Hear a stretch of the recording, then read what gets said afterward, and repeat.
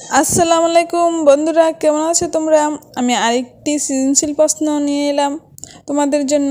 বন্ধুরা, এই সৃজনশীল প্রশ্নটি দ্বিতীয় অধ্যায়ের ভাগ অঙ্কের অনুযায়ী। সৃজনশীল মানেই তো নতুন, তাহলে কি অঙ্কগুলো যেরকম এরকম আসবে না, একটু নতুনভাবে সাজানো থাকবে। সংখ্যাগুলো নতুন সংখ্যা থাকবে। 54 জায়গায় 60 থাকতে পারে, 18 জায়গায় 20 থাকতে পারে, মানে যে কোনো সংখ্যা থাকতে পারে, কিন্তু নিয়মগুলো কি সব এক। ভাগের নিয়ম, ভাগের নিয়ম অনুযায়ী ভাগ করতে হবে, সংখ্যা যাই হোক না কেন। তো কি আমাদের এখানে কি বলছে, 54 দ্বারা একটি সংখ্যাকে ভাগ করে ভাগফল 18, ভাগশেষ 8 পাওয়া গেল। তো এখানে কি বাজক 54, মানে 54 দ্বারা ভাগ করব। তো বাহ্য এখানে দেয়া নেই, ভাগশেষ দেয়া আছে, ভাগফল দেয়া আছে। ভাগফল 18 আর ভাগশেষ কত? 8। তো আমাদের কি বাহ্য দেয়া নেই, বাহ্যকে নির্ণয় করতে হবে। ক নাম্বার আমাদের কি বলছে দেখি, সংখ্যাটি নিঃশেষে বিভাজ্য কত? নিঃশেষে বিভাজ্য মানে কি, ভাগশেষ থাকবে না। তো এখানে ভাগশেষ আর থাকবে না, শুধু বাহ্যক আর বাহ্য ভাগফল এই তিনটি থাকবে। তাহলে আমরা ক নম্বরে লিখতে পারি নিঃশেষে বিভাজ্য সংখ্যাটি কত।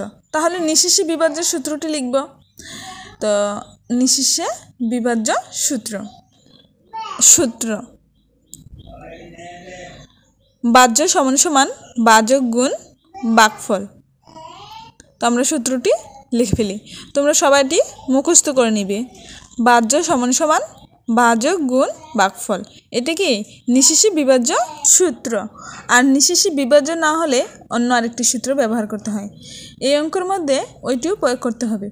এবার চলো, বাহ্য সমান সমান, বাহ্য তো এখানে কি নেই, তো ভাজক কত? ভাজক 54, যাকে দ্বারা আমরা ভাগ করি সে হলো কি ভাজক। আর ভাগফল কত? 18। তো আমরা কি 54 আর 18কে একসাথে গুণ করি। তো 4 আটা 32, 32-এর 2 হাতে 3, 5 আটা 40, 40 3 43। তো আবার কি 1 দ্বারা 4 একে 4, 5 একে 5। তো এবার লিখি 2 এর 2, 4 আর 3 7, 4 3 7, আর 5 আর 4 9, যোগ করলে কি 9। তো 972, মানে নিঃশেষে বিভাজ্য সংখ্যাটি কি 972। সুতরাং নিঃশেষে বিভাজ্য সংখ্যাটি 972, মানে 972কে 54 দ্বারা ভাগ করলে কোনো ভাগশেষ থাকবে না, নিঃশেষে বিভাজ্য হয়ে যাবে। তো এবার দেখো খ নাম্বার কি, উদ্দীপকের সংখ্যাটি কত তা নির্ণয় করো। তো উদ্দীপকে কি আছে, 54 দ্বারা একটি সংখ্যাকে ভাগ করছে। তো ভাজক কত? 54, ভাজ্য কত তা দেয়া নেই, ভাগফল 18 দেওয়া আছে, ভাগশেষ দেওয়া আছে 8। তো আমরা কি উদ্দীপকের নিয়ম অনুযায়ী সংখ্যাটি নির্ণয় করব। তো খ নাম্বার, চলো খ নাম্বারই করি। উদ্দীপকে যা দেওয়া আছে সেই অনুযায়ী আমরা সংখ্যাটি নির্ণয় করব। উদ্দীপকে ভাজক 54 দেওয়া, ভাগফল 18, ভাগশেষ 8 দেওয়া। তো আমরা কি প্রথমে এগুলো লিখে নিই। চলো, দেয়া আছে ভাজক 54, ভাজ্য কি আমাদের বের করতে বলছে, ভাজ্য দেয়া নেই। তো ভাগফল সমান 18, ভাগশেষ সমান 8। তো ভাগশেষ যেখানে আছে এটা কি নিঃশেষে বিভাজ্য না হলে সূত্র, মানে ভাগশেষ আছে মানে কি নিঃশেষে বিভাজ্য হয়নি। তো এই সূত্রটি আমরা লিখি, নিঃশেষে বিভাজ্য না হলে যে সূত্রটি প্রয়োগ করব এটি লিখব। তোমরা নিশ্চয়ই এই সূত্রটি পারো, না পারলে এখান থেকে স্ক্রিনশট দিয়ে নিবে। ভাজ্য সমান সমান ভাজক গুণ ভাগফল যোগ ভাগশেষ। আমরা যদি এই সূত্রটি পারি তাহলে কি শুধু মানগুলো এনে বসিয়ে দিলে হয়ে যাবে। এখানে ভাজ্য তো নেই, আমাদের ভাজ্য কি বের করতে হবে। তো ভাজক সমান সমান কত? 54, ভাজকের স্থানে 54 গুণ ভাগফল সমান সমান কত? ভাগফল যেখানে সেখানে 18 যোগ ভাগশেষ কত? ভাগশেষের স্থানে 8। তো আমরা কি 54 আর 18 গুণ করলে কত? ওই যে পূর্বে গুণ করেছিলাম ক নম্বরে 972, এখানে আর গুণ করার প্রয়োজন নেই, আমরা তো একবার গুণ করেছি, যোগ 8।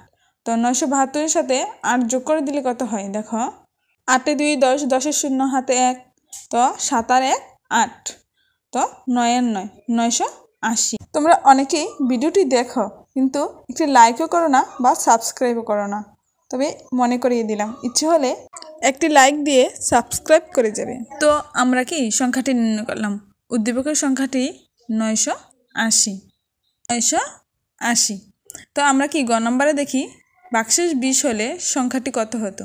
তো বাকশেষ আমরা কি নির্ণয় করেছি একটু আগে, যেটা নির্ণয় করলাম এখানে বাকশেষ 8, আর এখানে যদি বাকশেষ যদি 20 হতো সংখ্যাটি কত। তাহলে এটি আমরা দুটি নিয়মে করতে পারি। আমরা কি উদ্দীপকের যে সংখ্যাটি পেয়েছি তাতে আমরা যে নিঃশেষী বিভাজ্য সংখ্যাটি পেয়েছিলাম তার সাথে আমরা যদি বাকশেষ 20 যোগ করে দিই তাহলে কি হয়ে যাবে। আমরা অঙ্কের সাহায্যে করব। চলো, দেওয়া আছে কি, দেওয়া আছে ভাজক 54, ভাজক 54 দেওয়া আছে। ভাজ্যগত আমাদের বের করতে হবে, মানে বাকশেষ 20 হলে। তো ভাজ্য সমান সমান কি দেয়া নেই, এটা আমাদের বের করতে হবে, ভাজ্যটা বের করতে বলছে। ভাগফল কত 18, বাকশেষ 20। তো এখানে কি বাকশেষ 20 হলে সংখ্যাটি কত হবে, তাই না? সংখ্যাটি হবে কত? সুতরাং ভাজ্য সমান সমান ভাজক গুণ ভাগফল, ভাগফল যোগ বাকশেষ। তো আমরা কি এবার ভাজকের স্থানে ভাজকের মান বসিয়ে দিলাম। ভাগফল মানে কি 18, ভাগফল সমান সমান 18 যোগ বাকশেষ কত 20, আমাদের বাকশেষ 20 বসাতে বলছে। তো আমরা কি 54 আর 18 গুণ করলে 972 সাথে 20 যোগ করে দিলাম, তো কত হলো 992। তো যদি বাকশেষ 20 হয় সংখ্যাটি কত হবে 992। শেষ, আমাদের গ নম্বর অঙ্কটির সমাধান করা হয়ে গেল। এবার ঘ নম্বর, উদ্দীপকের সংখ্যাটিকে 10 দ্বারা ভাগ করো। এটিও আমরা দুইটি নিয়মে করতে পারি। উদ্দীপকের সংখ্যাটি খ থেকে নিয়ে আসতে পারি, অথবা কি আবার সংখ্যাটি পুনরায় নির্ণয় করতে পারি। উদ্দীপকে দেওয়া সংখ্যাটি নির্ণয় করি। দেয়া সংখ্যাটি নির্ণয় করি, অথবা আমরা আলাদা একটি নিয়মই করি। দেখো এখানে খ হতে সংখ্যাটি পাই। আমরা কি খ নম্বরে উদ্দীপকের সংখ্যাটি নির্ণয় করেছিলাম।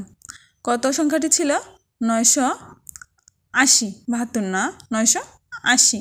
এখানে দেখো খ নম্বরে আমরা উদ্দীপকের সংখ্যাটি নির্ণয় করেছিলাম। তো এখানে কি দেয়া আছে বা প্রশ্নমতে কি ভাজক সমান সমান কত, মানে যাকে দ্বারা আমরা ভাগ করব সে হলো কি ভাজক। তাহলে আমরা কাকে দ্বারা ভাগ করব 10 দ্বারা। তো ভাজক 10, ভাজ্য কত সংখ্যাটি 980। তো 10 দ্বারা 980কে আমরা ভাগ করে ফেলি, 9 10 90, 8 8 10 80, তাহলে কি 98। তো ভাগফল কত 98। আমাদের শুধু ভাগ করতে বলছে, আমরা ভাগটা করে দেখিয়ে দিলাম, মানে ভাগ করলে তো ভাগফল বের হয়, তাই না? ভাগফল 98। এভাবে না করে আবার এভাবেও করতে পারি। প্রথমে আমরা কি সবগুলো আবারও সংখ্যাটা নির্ণয় করতে পারি। উদ্দীপকের সংখ্যাটি নির্ণয় করে তারপর 10 দ্বারা ভাগ করব। উদ্দীপকের সংখ্যাটি নির্ণয় করার জন্য সূত্র কি, ভাজ্য সমান সমান ভাজক গুণ ভাগফল যোগ ভাগশেষ। তো আমাদের দেওয়া আছে ভাজক কত 54, ভাগফল 18 আর ভাগশেষ 8। তো আমরা কি 54 18 গুণ করলে 972। তো আমাদের মুখস্থ হয়ে গেছে ক খ অঙ্কগুলো করতে করতে। তো দেখো সংখ্যাটি কত 980 হয়েছে উদ্দীপকের সংখ্যাটি। উদ্দীপকে যা যা দেওয়া আছে ওই অনুযায়ী সংখ্যাটি আমরা আগে নির্ণয় করে নেব। তো 980 এই সংখ্যাটিকে আমাদের বলছে কি 10 দ্বারা ভাগ করতে।